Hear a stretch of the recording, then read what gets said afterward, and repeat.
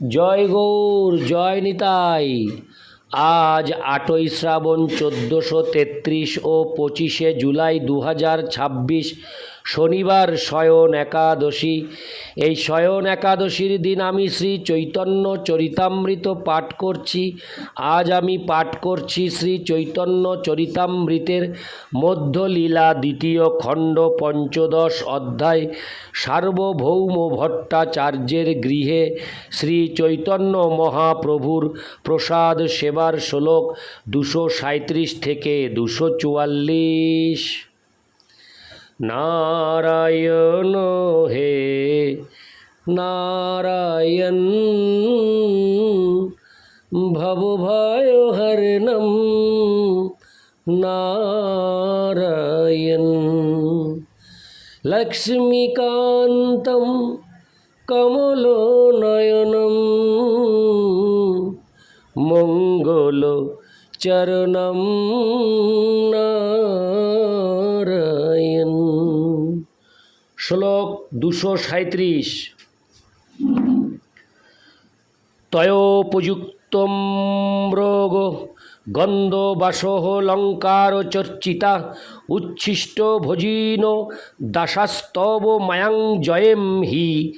অনুবাদ: হে ভগবান, আপনাকে মালা, হরে কৃষ্ণ, আপনাকে মাল্য, গন্ধ, বস্ত্র, অলঙ্কার ইত্যাদি যা অর্পিত হয়েছে তাতে ভূষিত হয়ে আপনার দাসস্বরূপ হরে কৃষ্ণ, আপনার দাসস্বরূপ আমরা আপনার উচ্ছিষ্ট ভোজন করতে করতেই আপনার মায়াকে জয় করতে নিশ্চয়ই সমর্থ হব।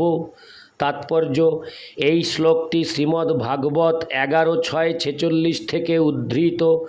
কৃষ্ণ ভাবনামৃত আন্দোলনে হরে কৃষ্ণ মহামন্ত্র কীর্তন, আনন্দে উদ্বেল হয়ে নৃত্য করা এবং ভগবানের উচ্ছিষ্ট প্রসাদ সেবন করা অত্যন্ত গুরুত্বপূর্ণ অঙ্গ। কেউ অশিক্ষিত হতে পারে অথবা দর্শন হৃদয়ঙ্গম করতে অক্ষম হতে পারে, কিন্তু সে যদি কেবল এই তিনটি ক্রিয়ায় অংশগ্রহণ করে তাহলে সে অবশ্যই অচিরেই মুক্তি লাভ করবে। এই শ্লোকটি শ্রীকৃষ্ণের প্রতি উদ্ভবের উক্তি। উদ্ভব গীতা আরম্ভ হওয়ার পূর্বে ভগবানের ইচ্ছায় দ্বারকাতে মহা উৎপাত সমূহ আরম্ভ হলে শ্রীকৃষ্ণ এই জড় জগৎ ত্যাগ করে চিৎ জগতে প্রবেশ করতে মনস্থ করেন।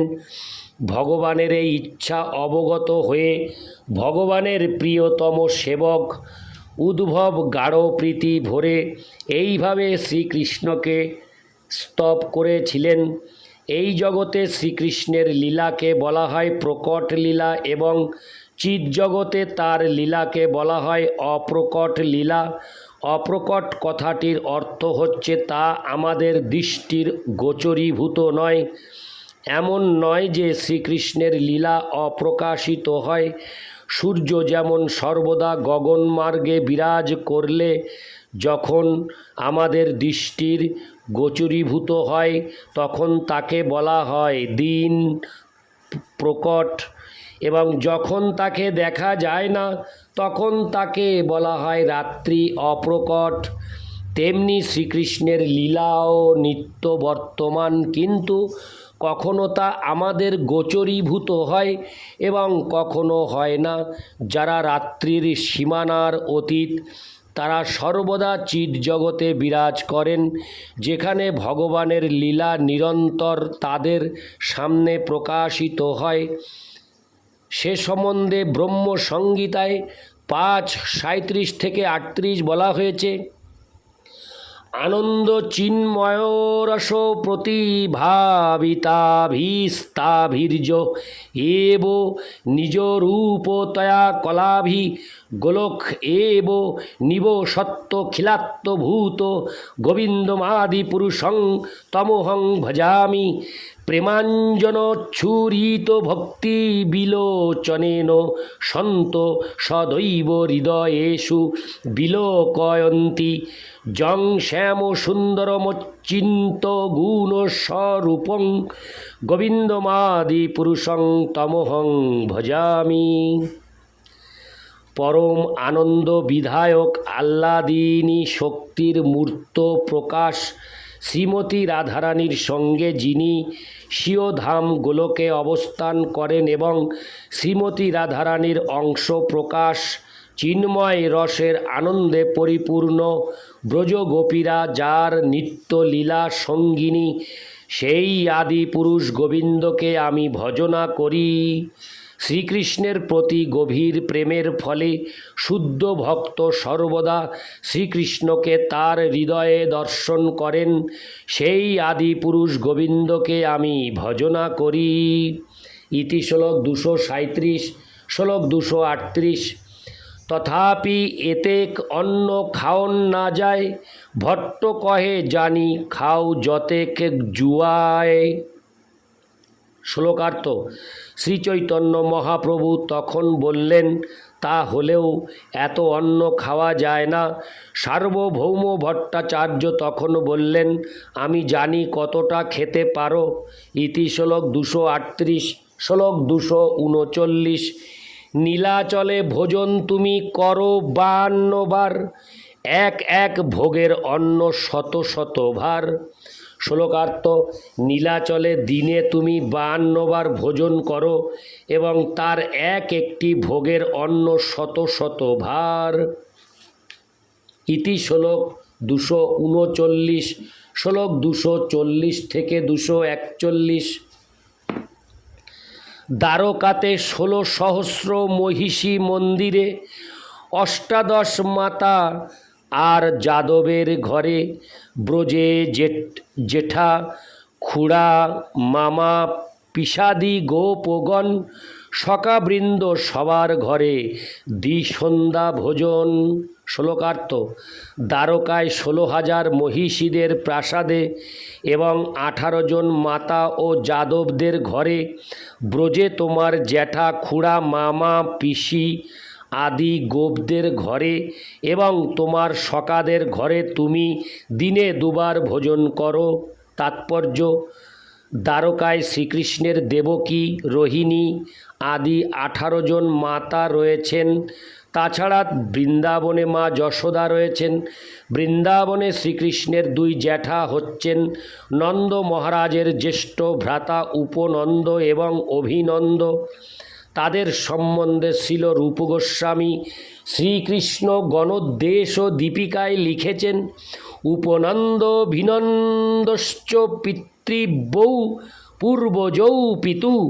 উপনন্দ ও অভিনন্দ শ্রীকৃষ্ণের 2 জন জ্যেষ্ঠ তাত।